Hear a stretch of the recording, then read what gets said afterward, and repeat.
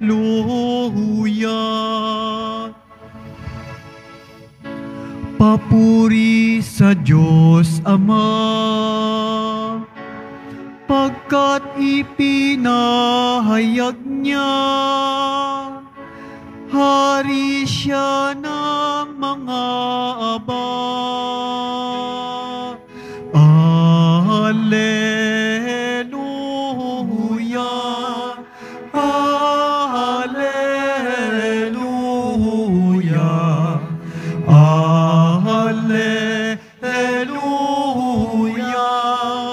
Hallelujah.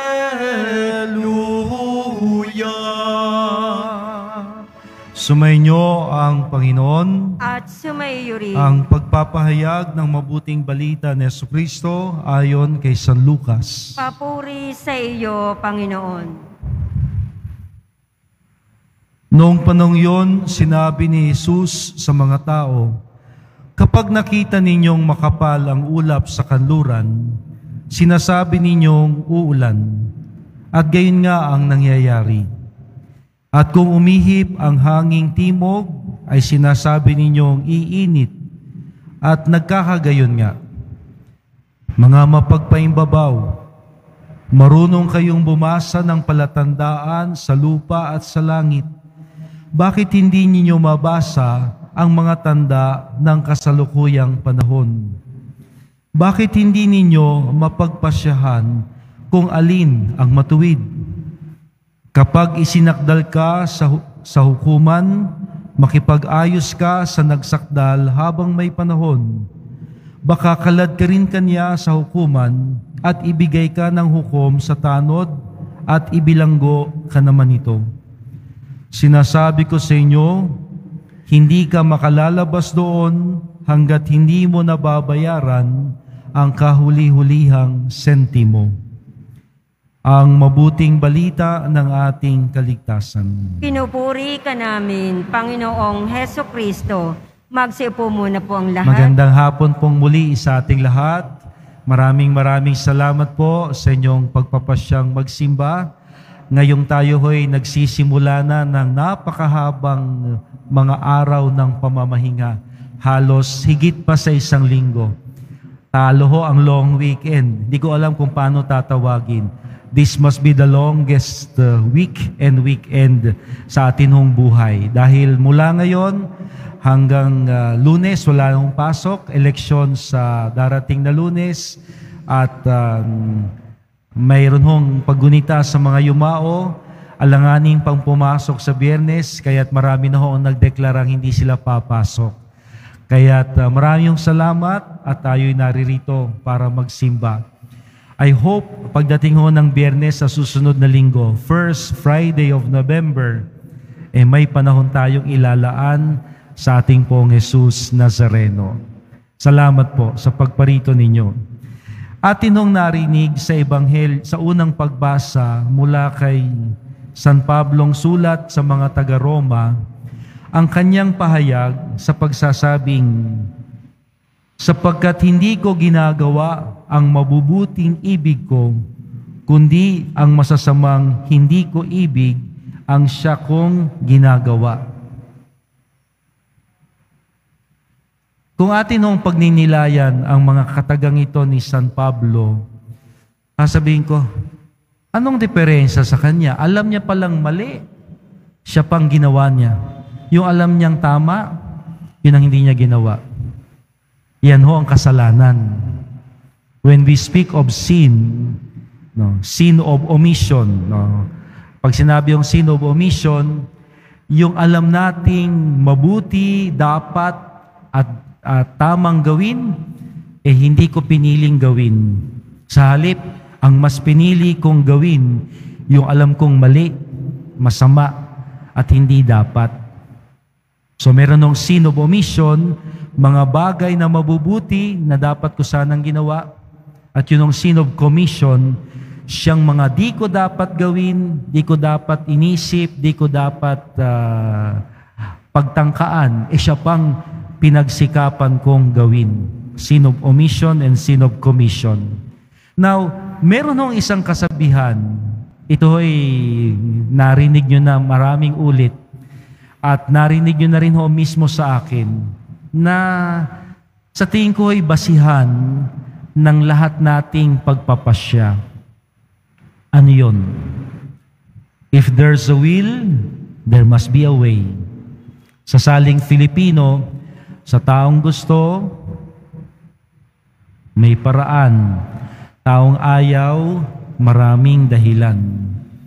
Na hindi ho natin mailalayo sa sinabi ni San Pablo na hindi ko ginagawa ang mabubuting ibig ko, kundi ang masasamang hindi ko ibig ang siyang ginagawa ko.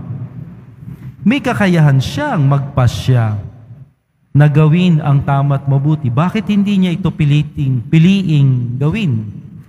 Bagkus ang kanyang pinapahayag, hindi ko ibig, ngunit siyang nagagawa ko. At kanyang tinutukoy at iniuugat ang lahat ng ito sa katotohanan ng kasalanang nasa kanya.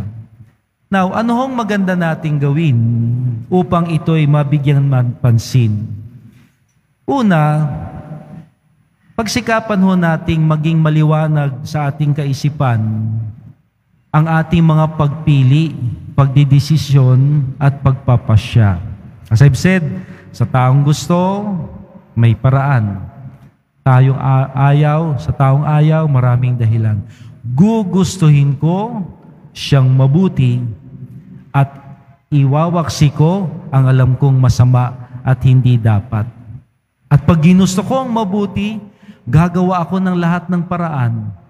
Iiwas sa masama, gagawing paulit-ulit ang kabutihan hanggang sa ito'y maging likas at makasanayan. Meron ho tayong kakayahang magpasya. Hindi ho tayo disusi. Hindi tayo robot. Yun hong disusi, pag sinusian mo, kikilos yan. Yun hong nakaprogram, robot, no, mechanical. Hindi tayo ganon. We have a mind of our own. Maliwanag naman ho ang ating kaisipan. Kahit sabihin natin, may migraine tayo, may sakit tayo ng ulo, ako ho, may aneurysm, ang iba, marami pang ibang sakit sa ulo. Meron pa rin tayong kakayahang magpasya na pwede ko bang piliin ang mabuti at tama at iwasan ang masama.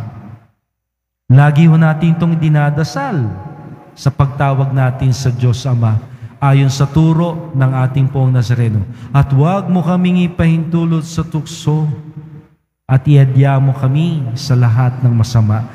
Hindi ito magagawa ng Diyos sa atin, kundi tayo na may kakayahang magpasya, tayong nasa sitwasyon ang kailangang pumili at piliin na gawin ang tama't mabuti at iwasan ang masama. Sa taong gusto, may paraan. Taong ayaw, maraming dahilan. Kaya, I'm always challenging people, talasan ho natin yung ating kakayahang magpasya. Talasan. Na paano tatalasan? How am I supposed to sharpen my capacity to decide for good? Do it repeatedly. Yun din ho ang nakapaloob sa kasalanan. Kapag ang isang bagay ay ginawa pa ulit-ulit, nagiging kasanayan, nagiging habit. Hanggang sa dumarating ang sitwasyon na, tulad siguro ni San Pablo, hindi niya na maintindihan, bakit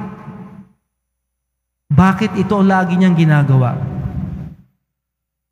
Tinatanong ko ho sa kumpisalan, bakit niyo nagawa yun? Di ko alam, Father. Di mo alam talaga. Wala ka ba sa sarili mo? May iba bang nagdesisyon para sa'yo? Siguro ho dahil nakasanayan. It has become a habit to the point that it has become natural to us, second nature. Yun ang nangyayari. Kapag paulit-ulit, ito'y nakakasanayan hanggang sa ito na ang ating kalikasan. Yun ang proseso. Now, siguro'y mas maganda, hindi lang siguro, magandang ang ating kasanayan ang tama at mabuti. Nang sa gayon, ako'y masasanay na laging gawin at piliin ang mabuti at tama at hindi ang masama. Na kapag dumarating sa sitwasyon ng pagpili, agad, automatic, hindi na mahirap para sa akin, hindi na ako magdadalawang isip, hindi na ako mag-aalangan. Madali ko nang piliin at madali ko na ring magagawa ang lagi kong nakakasanayan, ang tama at mabuti. Practice makes perfect. Ulitin nga ninyo. Ayaw ulitin. Hindi nyo mape-perfect. Pag hindi inulit, ulitin. Practice makes perfect. Ang pag-uulit ang naghahatid sa atin sa ganap na pamumuhay. Practice makes perfect. Ano man hong bagay, proven na ho yan. Kapag ang isang awit, lagi ho nating inuulit, nakakabisa na perfect ho natin. Kaya nga ho, magtataka kayo. Minsan nga ho, ako na'y pinagtatawanan. Si Father sabay-sabay. Kasi ho, gusto kong hindi lang natin maririnig, kundi atin hong mabanggit at awitin paulit-ulit ang himno sa mahal na pong Nazareno. Ako nga ho, to tell you the truth, para hong merong tinig na umaawit sa tainga ko. No? Habang ako'y may ginagawa, nagbabasa, nagliligpit, naglilinis, naggagarden, bigla na lang may tinig na umaawit. Nuestro Padre Jesus Nazareno. Bunga na ho yan ng paulit-ulit nating pag-awit. Kaya ho, sana huwag niyong ikahihiya at huwag lalong pagkapapaguran kung meron man nun tayong awitin na dapat laging inuulit, pinakikinggan at inaawit. Ang awit sa mahal na pong Nazareno. Na kahit walang kopya, kahit wala hong titik, from the heart, from the mind, tayo'y nakakaawit. Practice makes perfect. So hindi lang mo yan sa pag-awit, lalong-lalo na sa mga gawaing mahirap na maganda at mabuti, kung ito'y lagi nating uulit-ulitin, gagawin, ito'y magiging madali na para sa atin. Sa larangan ng kabutihan, no? So sana ho, doon natin gagamitin yung paulit-ulit nating pagsasanay. At pinakahuli, bilang mga Katoliko, tayo ho'y mayroong 7 sakramento. 7 sakramento. Di ko na ho iisahin yung 7. Alam nyo na yan. Meron hong isang sakramento sa 7 na hinihikayat ng simbahan na ito ay paulit-ulit nating gawin bago ang kumpil, bago ang pagdiriwang ng banal na Eucharistia, bago ikasal, bago ang pag-oorden sa pagkapari, at bago ang pagpapahid ng langis, ang sakramento ng pagbabalik loob, the sacrament of reconciliation, sakramento ng kumpisal. Paulit-ulit, tapos na ako mangumpisal na ako'y kinumpilan. Mangumpisal na naman ako'y kakasal. Mangumpisal na naman tatanggap lang ng Santo Oleo. Yun ho ang pamamaraan ng Diyos at ng simbahan upang ang lahat nating kasalanan ay mapawing lubusan at makapagsimula tayong muli. Na hindi masamang paulit-ulit ho natin gawin. Minimum once a year, but I would strongly suggest even frequently like once a month. Huwag na hong sosobra doon. No. Huwag na hong sosobra every week. Bisyo na yan. Papagod din ho kayo. At least so once a month. Paulit-ulit. Dahil ito ang pagkakataong ibinibigay sa atin ng simbahan at ng Panginoon na ang lahat nating kasalanan, pagkakamali at kalabisan ay mapawi ng lubusan upang ang kanyang kapayapaan ay sa atin manahan. Ako pa ba ang magkakait sa sarili ko? Ipagdadamot ko ang gustong ibigay ng Diyos na kapatawaran? Huwag naman. May kapatawaran pong ibinibigay ang Panginoon. May pagbabagong buhay, may kapayapaan na sana hindi ko tatanggihan, hindi ko ipagkakait na maangkin at maranasan sa pagdulog sa kumpisalan kahit buwan-buwan. Minimum is once a year. But more frequently in a year, the better.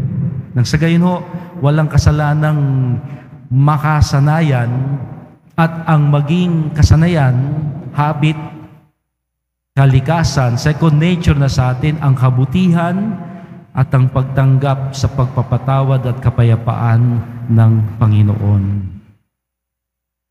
Hingin po natin sa Diyos na nawa ang kanyang pagpapatawad, ang kanyang bagong buhay, ang kanyang kabutihan ay hindi natin ipagkakait sa atin. Hindi natin tatanggihan. Bagkus ito ang ating laging hahangarin na sana'y mapa sa atin upang ang kabutihan niyang sa ating ipinadama ang siyang sa ating manahan, kumilos at magpasya sa pagiging mabuti natin sa iba. Poong Jesus Nazareno, kaawaan mo kami.